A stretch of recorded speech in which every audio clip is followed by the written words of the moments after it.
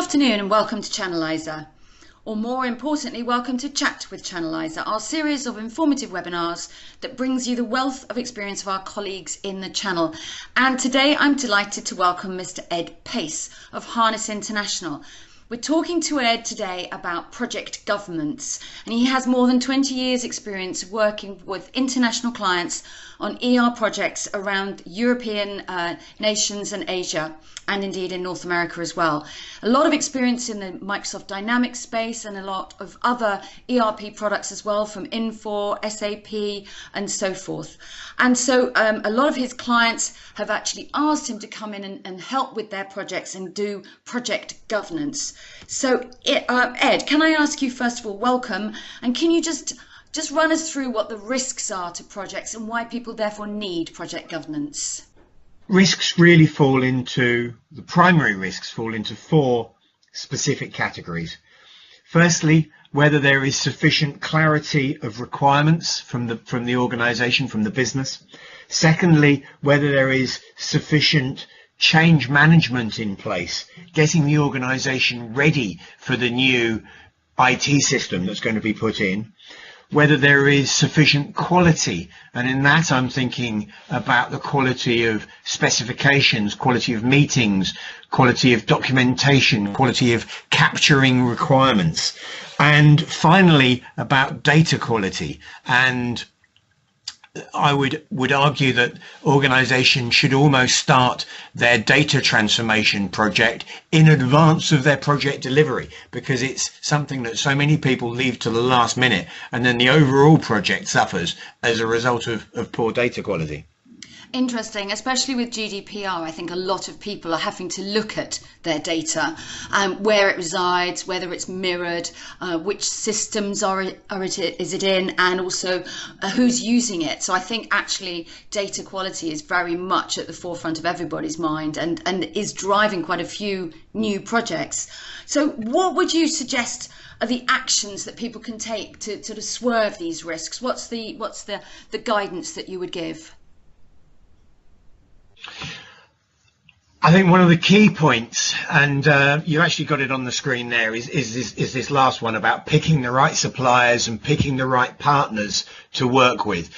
Projects are becoming more and more complicated. We all know that. And the ability for any one organization to deliver absolutely everything that the end client requires is becoming more and more difficult. So by definition, using something like Channelizer to find partners, find the right people to bring in onto a project is key.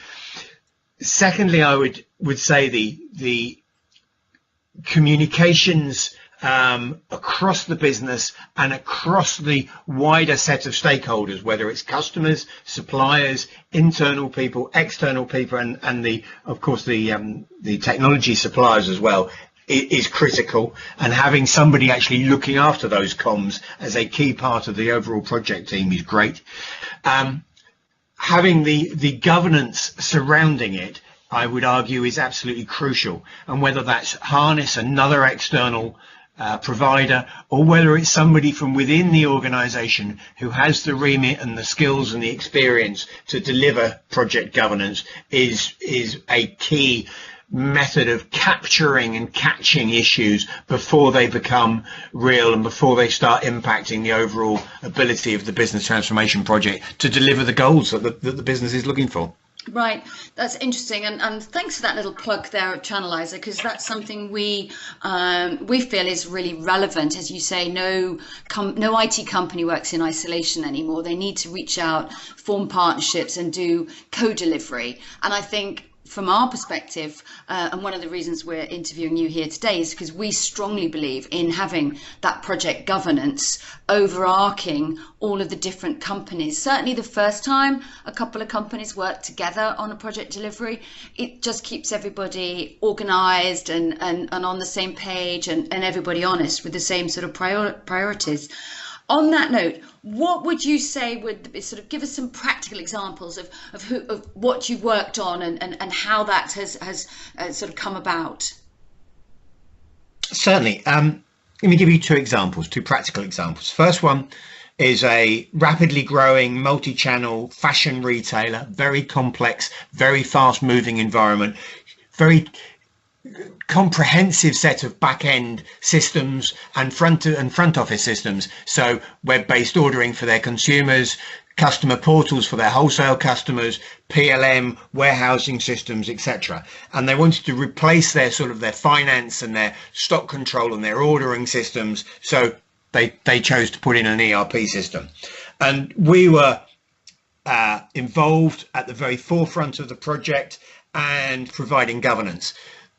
So what we were looking at was their project plans. We were looking at their outputs from their various sessions during the various phases of the project. We were looking at the whole of the project process, and that's both formally and also informally. And I would never underestimate the importance of the water cooler chats with people. Absolutely, because it's incredible how having that third-party independence governance person involved enables you to find these bits of information and flush them out, and then recommend actions and make sure that a niggle doesn't become a big issue later on in the project. So that was an organization who took governance very seriously. They got it up front, and they involved us right at the very outset.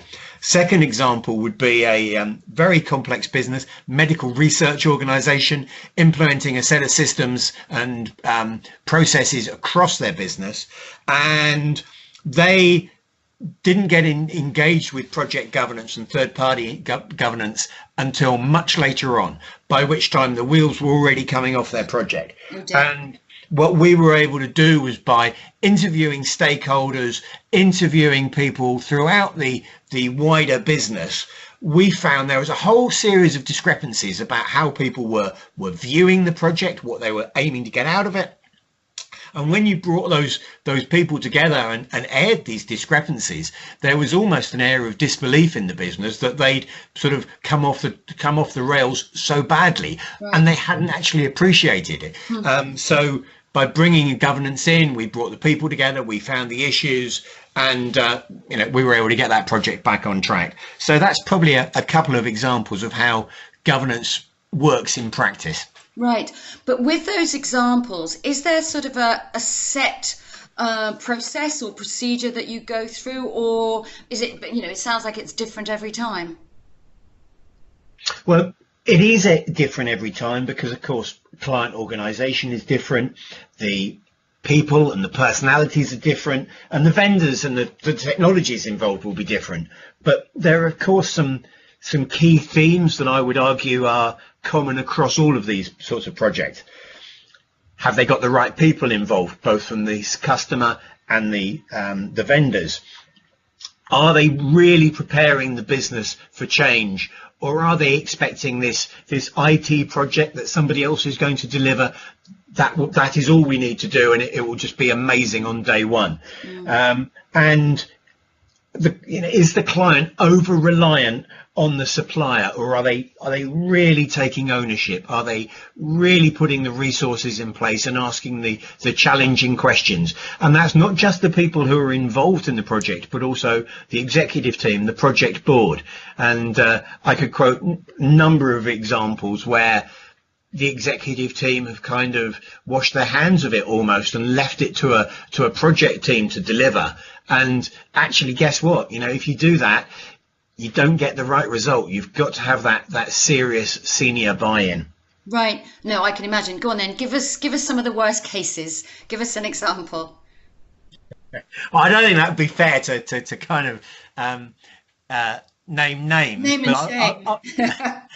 I'll perhaps talk about one that we weren't involved in, but I do know the detail behind.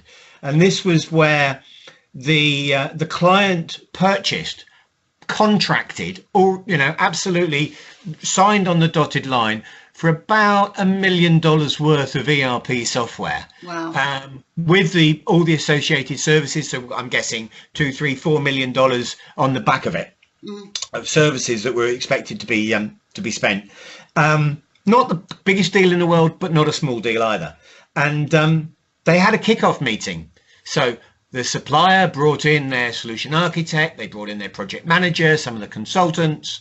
the sales team that were involved originally, and the client brought in their executives and some of their project team, and they met for an afternoon and cancelled the project at the end of it. Literally, it did not come out of the back of the kickoff meeting. Goodness. There was a complete mismatch of expectations, and there was hostility as a result of that. And the project went off the rails and never actually proceeded. And I would argue that if they'd had governance, if they'd had that third-party view up front, actually during the search and selection exercise, probably there would have been a much greater understanding of expectations, and you'd have had a much different outcome. Yeah, fascinating. On that point, you mentioned both governance and assurance. Can you just guide some light on the difference between those two for me? It's not quite clear. Sure. So governance is all about how decisions are made, and whether you've got the right structure for decision making. So it's very easy to appoint a project team and have that project team making all of the decisions, but are they really equipped to make them? And the question should be raised of, should there be a steering team over and above to release resources, to approve decisions that have been made, or to adjudicate when there are differences of opinion? And governance is really all about that structure that needs to sit over above just the project team to make sure that sign-offs are being made in the full light of facts. Sometimes the project team doesn't know all the facts. Sometimes maybe the project has been kicked off because the executive team have a new agenda coming through, maybe an acquisition strategy or something, and this project needs to support that in the fullness of time. So it's about having that wider picture, that wider purview, and governance is all about that kind of big picture stuff. Whereas project assurance, I would argue, is very much like quality assurance in let's say in a manufacturing environment. So the best analogy I could give you would be something like a biscuit factory, where of course quality assurance will be looking at the biscuits coming out of the oven. Are they the right size, the right shape, the right temperature, the right color? Have they been cooked to the right degree of crispness? And in the same way, in a project assurance is looking at the quality. It's looking at the quality of the way decisions are being made, the way discussions are taking place, the quality of specifications, the quality of documentation, the quality of training courses, the quality of training materials. All the way through a project, there are issues that need to be considered from a quality angle, and that's what the project assurance or quality assurance side of things is addressing. Okay, that's great. That's much clearer now. It's just that these words are sort of bandied around sometimes, and almost you think they can be superimposed, but no, that's a lot clearer. Just moving on from that, do you use any tools? Have you got a toolkit of things that you use when undergoing these projects? Any sort of methodologies or so forth that you may use? Well, yes, we have. As you can appreciate, SAP as an example have got ASAP, their waterfall methodology. They've now obviously released Activate, their agile methodology. Microsoft have got SureStep. All vendors like this have got their own methodologies. And we as a third-party governance independent organization have developed our own tools to kind of dovetail into those vendor methodologies that will be used on a project, because it's not for us to say how the project should be run from a methodology perspective, but we do have to, as I just said about quality assurance, make sure that we are addressing the right parts of the project and understanding it in the right way. So we've developed our own tools and checklists and gotcha lists and templates and things to make sure that we can provide that governance and assurance service on the way through.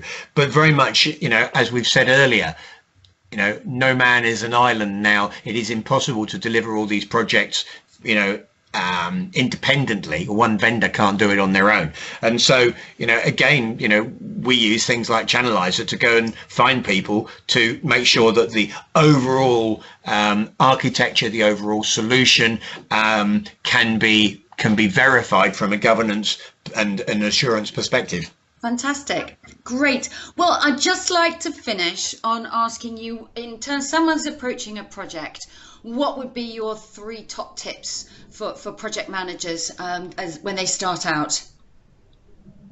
Well, I think you've captured them on this screen here. First one, absolutely critical for me. It's talk and walk. It's get out onto the office floor, the shop floor, the retail floor, the factory floor, whatever it is. Talk to everybody, talk to all the stakeholders, go up to the boardroom, sit with the finance director, sit with the CFO, the CEO, and really understand what they are expecting, what they are seeing, what they are hearing, both in a formal way and in an informal manner, the old water cooler conversations, because there's so much of that information comes out informally as opposed to formally. So that's the talk and walk. Okay. Second one is everyone, project methodologies all talk about RAID logs, risks, actions, issues and decisions. And most people do the first 3.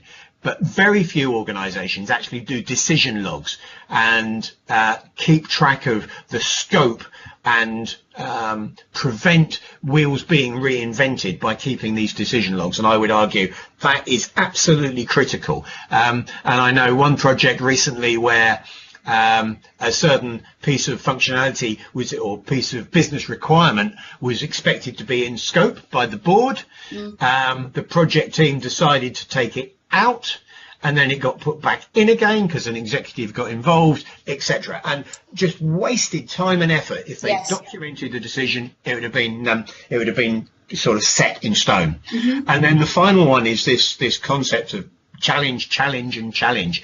Why do we do that? Why do we need this? Why?